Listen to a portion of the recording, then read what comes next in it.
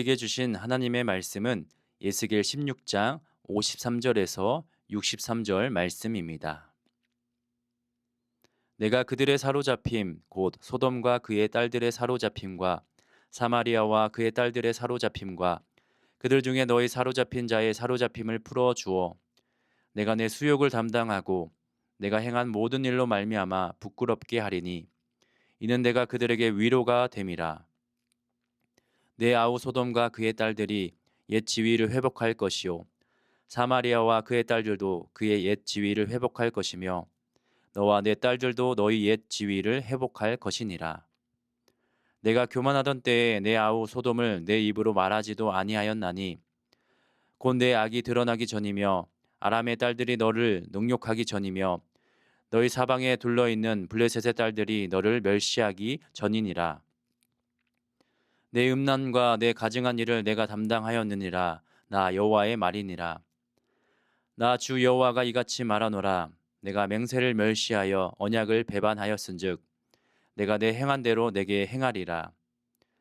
그러나 내가 너희 어렸을 때에 너와 세운 언약을 기억하고 너와 영원한 언약을 세우리라.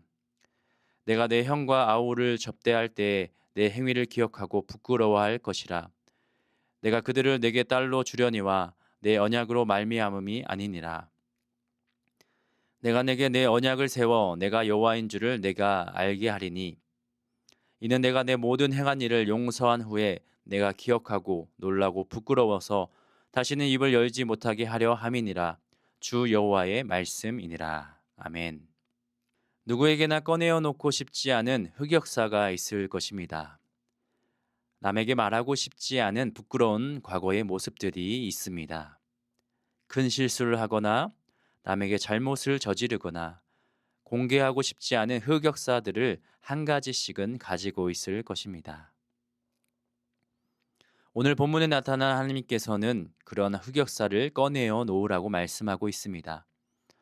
우리에게 참 부끄러운 일이지만 부끄러움을 감수해서라도 그 부끄러운 과거를 꺼내어 놓으라고 말씀하십니다. 에스겔 16장 서두에서 계속해서 하나님께서는 예루살렘을 향하여 심판의 메시지를 말씀하셨습니다. 가증한 예루살렘이여, 방자한 음녀 예루살렘이여, 소돔과 사마리아 땅보다 악한 예루살렘이여, 내가 너희에게 벌을 내리겠다. 너희는 수치를 당할 것이다. 라고 말씀하셨습니다. 그런데 오늘 본문 말씀인 53절 말씀부터는 심판의 메시지에서 회복의 메시지로 전환됨을 볼 수 있습니다. 하나님께서는 소돔과 사마리아 땅뿐만 아니라 예루살렘에게도 다시 잘 살게 해주겠다는 회복의 메시지를 전해주고 있습니다. 그런데 단 조건이 있습니다. 서두에 말씀을 드린 것처럼 공개하고 싶지 않은 흑역사, 그 부끄러움을 드러내라는 것입니다. 본문 54절의 말씀입니다. 내가 내 수욕을 담당하고 내가 행한 모든 일로 말미암아 부끄럽게 하리니 이는 내가 그들에게 위로가 됨이라. 하나님께서는 지난날 잘못한 일에 대한 부끄러움을 예루살렘에게 느끼게 하셨습니다. 그 부끄러움이 수치스러움으로 다가오게 되지만 부끄러움은 도리어 예루살렘에게 위로가 된다 말씀하고 있습니다. 그렇다면 부끄러움이 예루살렘에게 위로가 되는 이유가 무엇일까요? 그 이유는 부끄러움이 회복으로 이르는 통로가 되기 때문입니다. 예루살렘이 다시 잘 살기 위해서는 먼저 자신이 과거에 얼마나 추하고 더러웠는지를 깨달아야 한다는 것입니다. 그들이 죄악이 얼마나 가증스럽고 잘못되었는지를 깨달아야 한다는 것입니다. 과거의 흑역사를 드러낸다는 것은 참으로 부끄러운 일입니다. 또 수치스러운 일입니다. 하지만 그런 과정이 꼭 필요하다는 것입니다. 예루살렘은 그들이 얼마나 죄악 가운데 있었음을 모르고 있었습니다. 오히려 소돔과 사마리아를 정죄하였습니다. 그들은 교만하고 자신들이 의롭다 여겼습니다. 그런데 하나님께서는 예루살렘에게 깨닫게 하여 주십니다. 너희가 무시한 소돔과 사마리아보다 너희가 더 음란하고 가증했음을 하나님께서 말씀해 주고 있습니다. 예루살렘이 이런 하나님의 말씀을 들으면서 얼굴이 홍당무가 되었을 것입니다. 부끄럽고 수치스럽고 쥐구멍이라도 있으면 숨고 싶었을 것입니다. 그동안 교만했던 예루살렘은 하나님의 말씀을 통해 깨닫게 됩니다. 그리고 자신의 죄악에 대해 부끄러움을 느끼고 진정한 회개를 하게 됩니다. 그리고 하나님께서는 예루살렘 땅을 용서하여 주시고 그 땅을 회복시켜 주십니다. 하나님께서 예루살렘 땅을 회복시키는 그런 과정들을 자세히 들여다보면 하나님의 깊고 넓으신 뜻을 또 발견할 수가 있습니다. 본문 61절 말씀입니다. 내가 내 형과 아우를 접대할 때 내 행위를 기억하고 부끄러워할 것이라. 내가 그들을 내게 딸로 주려니와 내 언약으로 말미암음이 아니니라. 여기서 형과 아우는 소돔과 사마리아 땅을 가리키고 있습니다.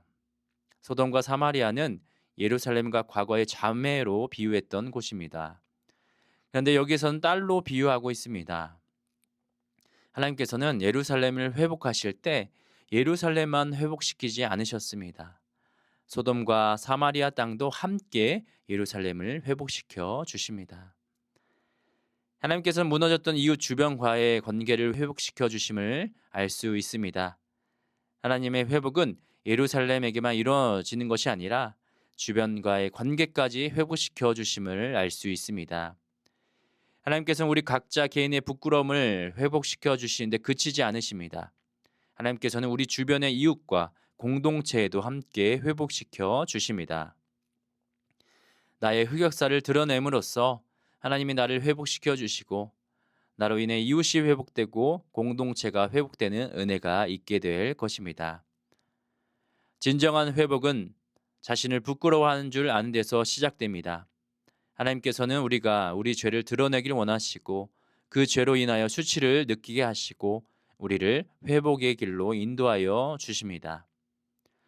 우리가 꺼내놓은 흑역사는 하나님께 돌이키게 만드는 은혜의 통로입니다. 다시는 그와 같은 죄를 반복하지 않도록 만드는 울타리와 같습니다.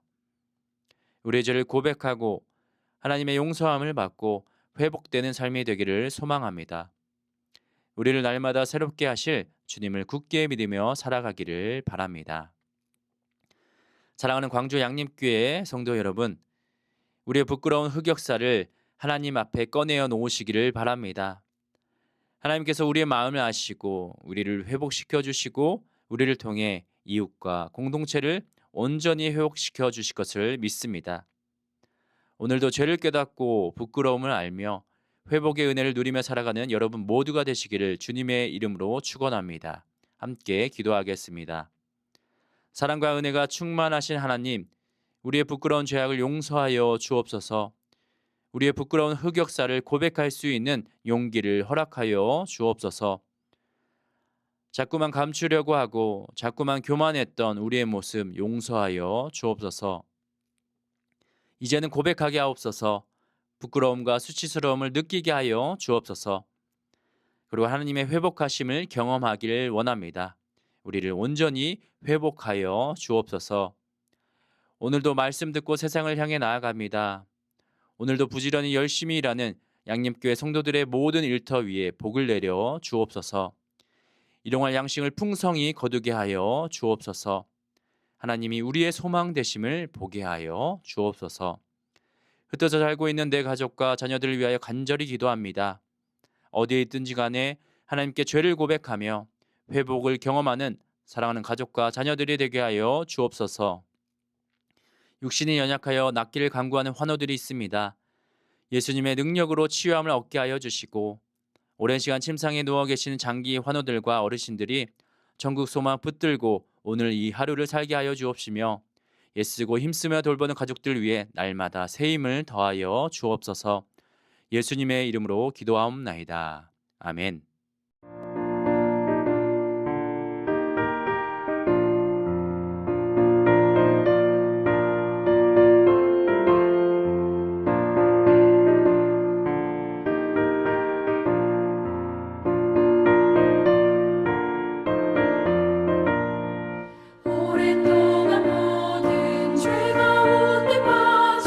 더럽기가 한량 없던 우리들 아무